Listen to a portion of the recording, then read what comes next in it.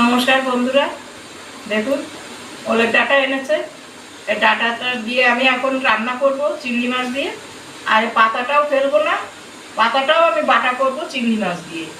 কিভাবে করি আপনারা দেখুন। পাতাটা আমি এখন ছাড়িয়ে নিচ্ছি।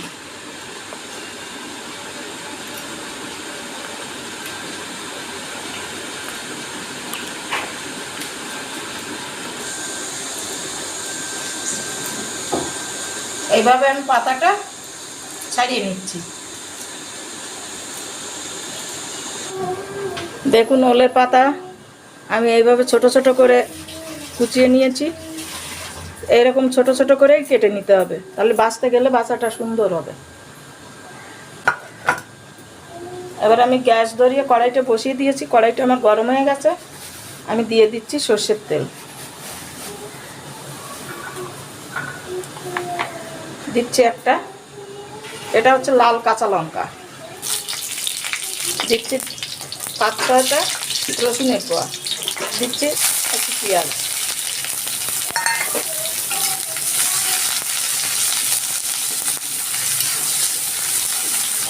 এর মধ্যে দিয়ে দিচ্ছি আমি কটা চিংড়ি মাছ।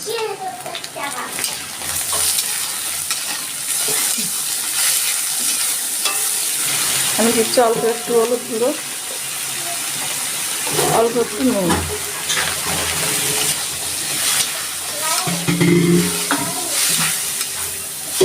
আমি এবার পাতাগুলো এর মধ্যে দিয়ে দিচ্ছি।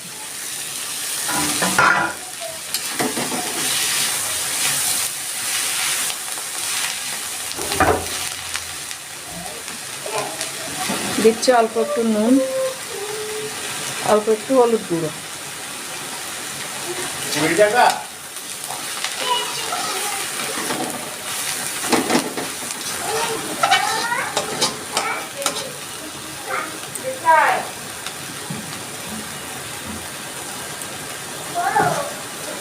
এবার আমি আঁচটা কম করে একটুখানি ঢাকা দিচ্ছি। আমার ভাজাটা হয়ে গেছে, আমি গ্যাসটাও অফ করে দিয়েছি। এখন এটা বৌমা বেটে দেবে।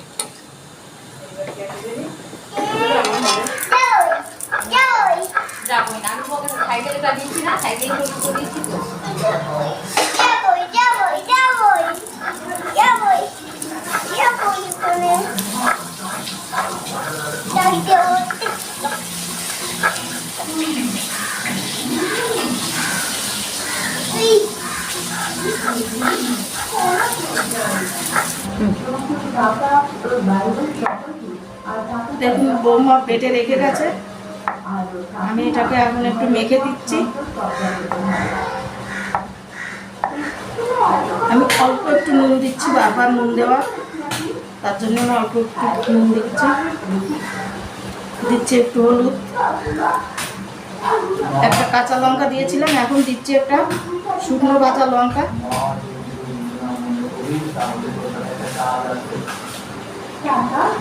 দিচ্ছি একটু সর্ষের তেল।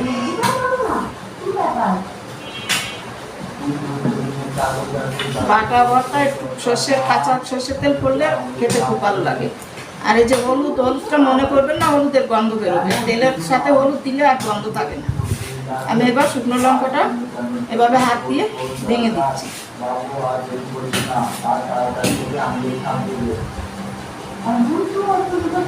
এবার আমি সবটা পুরো মেখে নিচ্ছি।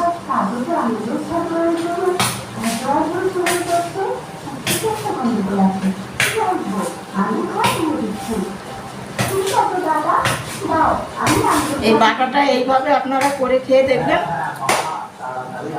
এই বাটাটা দিয়েই এক থালা ভাত খাওয়া হয়ে যাবে। গরম গরম ভাতে বাটা খুব ভালো লাগে। ভালো লাগলে আমাকে একটু জানাবেন।